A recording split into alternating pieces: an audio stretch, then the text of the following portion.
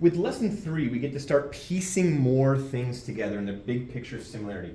Don't be alarmed that this is proving triangles similar. I know that frightens you guys. We're not going to do too much in the land of geometric proof, 2 columns, etc. But we do want to think about whether or not our figures are similar. We're going to test it using proportions. All right, so our job is to use dilations and rigid motions to prove that triangles are similar. That's kind of the big wording. Really, we're going to do some work with the algebra. We're going to test, are the angles congruent? Or what do we know at the bare minimum? Do we know if the sides are proportional, that kind of thing. And we're focused on triangles here. Just like we had triangle congruence shortcuts, we can have triangle similarity shortcuts to show that we have similar triangles without maybe knowing all 6 pieces of information that yes, all 3 pairs of angles are congruent, yes, all 3 pairs of sides are proportional. Instead, we can have some shortcuts. We had side, side, side, side, angle, angle, angle, angle, side, and hypotenuse leg theorems using basically 3 pieces of information instead of 6. We're going to have something similar here. We're going to have angle, angle similarity. We don't need angle, angle, angle because the third angles theorem states that the third pair is congruent. So if we have 2 pairs of angles congruent, those triangles are similar. Side, side, side similarity. All 3 pairs of sides are proportional. We don't need to know about the angles because they will necessarily be congruent if the sides are proportional. And then side angle side similarity, meaning that if we have 2 pairs of sides proportional and the angle included between them congruent between the 2 triangles, then the triangles are congruent. Are similar.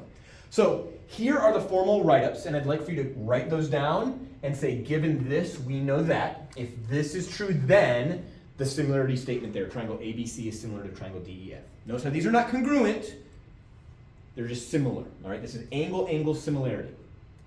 Side, side, side similarity. If the corresponding sides are proportional, then the triangles are similar. And then finally, side, angle, side, pause as needed to write those things down. Play it back as needed if you need to do that. If we have 2 pairs of sides, these sides proportional, these sides proportional, and the angle in between them congruent, then the triangles are proportional. That's side, angle, side similarity. So keeping those 3 things straight is hopefully not going to be a hassle. Doing that proportion work of writing your ratios and simplifying those fractions to make sure that they're equal to the same amount is expected, and you've already been doing it, so it shouldn't be too big of a stretch. So here is ABC similar to DEF.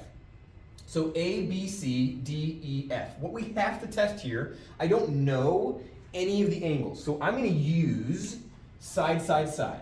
I'm going to use side, side, side similarity. I know no angles, so I have to use side, side, side. The question is, are these sides proportional? Is the new over the old, is 4.5 divided by 3 equal to the new over the old, 6 over 4, and here, the new over the old? Are all of these fractions equal to each other? Well, in our calculators, we can test those things, right? We can take 4.5 and divide it by 3, and we get 3 halves. When I do 6 over 4, I get 3 halves. When I do 7.5 divided by 5, I get 3 halves. These are all equal to 3 halves. So yes, ABC is similar to DEF. All right? Now over here, I have purposefully messed this up for you. All right? Are these triangles similar? Notice how in this one I gave you the statement, and then you could test AB goes with DE, BC goes with EF, CA goes with FD. And so we tested each of those as they relate. Now on these, if you are going by the way that it's drawn, you are going to say that 12 over 20 will not equal 15 over 16, will not equal 18 over 24. All right, we don't have to be math whizzes to know that these aren't equal to each other, right? We can this doesn't simplify, this does. When this simplifies, we get 6 over 10 or 3 over 5. 3 over 5 is not the same as 15 over 16. So we know that those are not equal to each other. All right, but that doesn't mean that these triangles are not similar. So one of the strategies on this is you want to go from shortest to longest.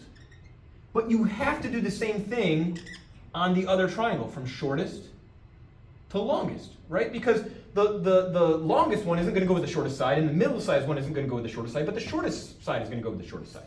So, let me keep that on there so you can see that these are not equal. This marker is dying a little bit, sorry about that.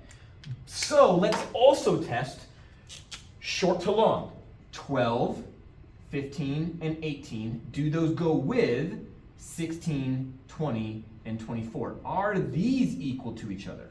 And it turns out that these are all equal to 3 times 4 over 4 times 4, 3 times 5 over 4 times 5, 3 times 6 over 4 times 6. These are all equal to 3 to 4.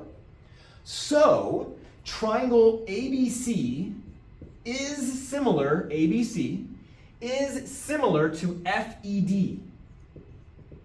All right, not DEF. So the order of the letters matters. All right? We want to be able to write a similarity statement, and we want to show that by side, side, side similarity, ABC is similar to FED. All right, that one's a tricky one, and I did that one instead of making you do it. But this one here, I want for you to try. This one's maybe a little tricky here. All right? And then you're going to say which shortcut are you using, and are these triangles similar to each other? Are these two triangles similar to each other? And if so, what is the shortcut that you used? And can you give evidence of what your similarity ratio is, what that scale factor is, what that dilation factor is, etc. All right, so think on this one. This one's tough. Pause the video as needed. All right, and then here, this is the last little slide here for 7.3. Here, we are going to use indirect measurement. The whole point of similarity is, like, think about making a blueprint. You don't print out life-size blueprints for building a house or whatever else. If you're building a model car, you don't print out life-size blueprints, right? You do a scale model, right? And so here, we can use indirect measurement and triangle similarity to show how to calculate the height of an antenna. All right, so this is obviously, not too many people have an antenna in their yard anymore, but bear with me on this. So here, these triangles are going to be similar to each other, right? The angle formed by the edge of the shadow and the tall part of the thing casting the shadow is going to equal, these angles are going to equal each other, and then these are hopefully perpendicular. Hopefully you're standing upright and the antenna is planted in the ground perpendicular to the ground. All right, so with that in mind, we've got angle-angle similarity. Great. That means that these sides are proportional. And here's where we get to actually do some algebra. We haven't done any algebra with this in this lesson yet, so let's kind of take a look at this. You know that this side is going to correspond to that side. We don't know what that is, so we're going to call that x. This side here corresponds to that length there. If these triangles are similar, then the new over the old is equal to the new over the old. Now here's the deal. You can write these proportions really any way. So you could say new over old equals new over old. Or you could say, well, the ratio of the kid to his shadow is going to equal the antenna's height to the length of its shadow. Or maybe you want to say the length of the kid's shadow divided by the length of the antenna's shadow is going to be the same as the kid's height to the antenna's height.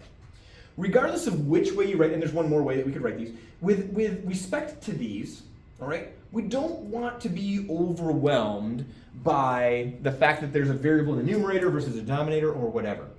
The way that we solve these is by using the cross product property. The cross product property, we've already dealt with a lot of situations where we're solving an equation where we have fractions and we just multiply both sides by the denominator, right? So we've done that already in our algebra, but here we have two fractions and two denominators. So the cross product property states that if you multiply by both denominators, you'll get rid of your fractions. So if both denominators, 5 and 6, if I multiply by 5 and 6, and I multiply by 5 and 6, then essentially here's what's happening.